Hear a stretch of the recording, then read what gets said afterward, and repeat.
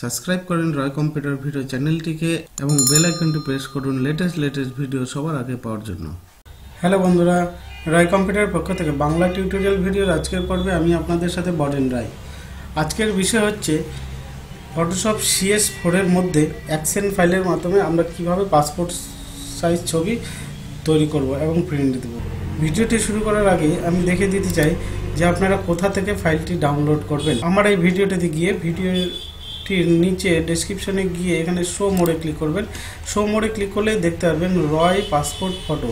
হ্যাঁ, এটা একটি অ্যাকশন, এই অ্যাকশনটি আপনারা ডাউনলোড করে নেবেন। আমরা এখানে ডাউনলোড করা আছে তাই আমি আর ডাউনলোড করলাম না। আর এখানে ফটোশপ, কারো যদি ফটোশপ CS4টা না থাকে তাহলে আপনারা এখান থেকে ডাউনলোড করে নিতে পারেন। আর আমার ভিডিওগুলো যদি আপনাদের ভালো লেগে থাকে তাহলে অবশ্যই সাবস্ক্রাইব করবেন এবং পাশের বেল আইকনটি প্রেস করে দেবেন যাতে আমার নতুন ভিডিওগুলি আপনার কাছে সবার প্রথমে চলে যায়। চলুন তাহলে শুরু করা যাক। আমরা প্রথমে ফটোশপ CS4 খুলে নিলাম। খুলে নেওয়ার পরে আমাদের অ্যাকশন যে ফাইলটি আমরা ডাউনলোড করেছিলাম সেটাকে ইনস্টল করতে হবে। তাহলে আমরা কোথায় পাবো? এখানে অ্যাকশন ফাইল, এখানে অ্যাকশন দেখেন, উইন্ডোজে গিয়ে অ্যাকশন অপশানটি আছে, অ্যাকশনে ক্লিক করলেন। ক্লিক করার পরে এখানে আমাদের অ্যাকশন খুলে গেছে। খুলে যাওয়ার পরে এখানে অ্যাকশনের যে মেনু আছে, এখানে মেনুতে গেলেন, মেনুতে গিয়ে বটন মোডে গেলেন। বটন মোডে যাওয়ার পরে আপনারা এখান থেকে লোড অ্যাকশনে গেলেন। লোড অ্যাকশনে গিয়ে আপনারা এটাকে লোড করে নিলেন। আপনাদের যখন ইচ্ছা এটাকে লোড করতে পারেন, যখন ইচ্ছা সেটাকে ক্লিয়ার করতে পারেন, আপনাদের ইচ্ছা খুশি। কিন্তু ফাইলটাকে রেখে দেবেন, তাহলে আপনাদের অসুবিধা হবে না। আপনারা যখন ইচ্ছা লোড করে নিতে পারেন, যখন ইচ্ছা আনইনস্টল করে নিতে পারেন। তাহলে আমরা লোড করছি। এখন লোড করার পরে আমরা এখানে করে নিলাম। এখানে দেওয়া আছে 12 পিস, 9 পিস, 6 পিস, 3 পিস। হ্যাঁ, এটি আমাদের 4x6 সাইজের পেজে প্রিন্ট হবে। তাহলে আমরা যে কোনো একটা ছবি ওপেন করে নিই। আমরা এই ছবিটা এখানে ওপেন করলাম। এই ছবিটা ওপেন করার পরে এটাকে কালার অ্যাডজাস্ট করে নিলাম, কিংবা আরও যদি কিছু ইয়ে করার থাকে সেটা করে নিলাম।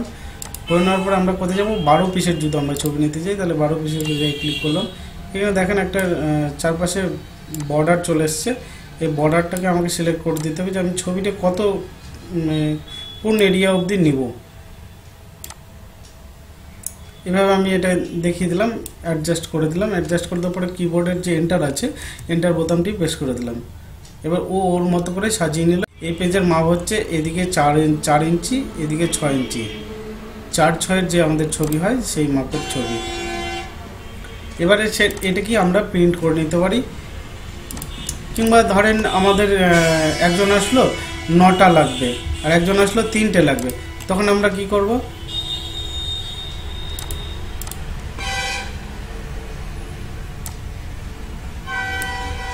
এরকম ধরেন এই ছবিটা আসলো, আমাদের 9টা লাগবে, 9টা প্রিন্ট করলাম। এখানে 9টাকে সাইজ করে দিলাম।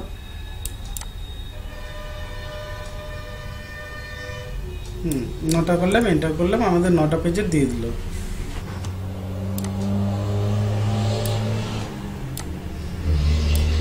ধরেন এটা 3টে লাগবে, এন্টার মারলাম, 3টে। এটাকে কটা ছিল? 9টা। 9টার 3টা একই পেজে করে দিলাম।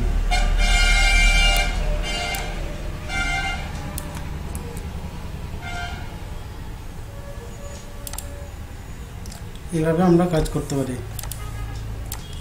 ঠিক আছে বন্ধুরা, আজকে তাহলে এই পর্যন্তই। দেখা হবে নেক্সট এপিসোডে অন্য কোনো ভিডিওতে। সুস্থ থাকবেন, ভালো থাকবেন, ধন্যবাদ।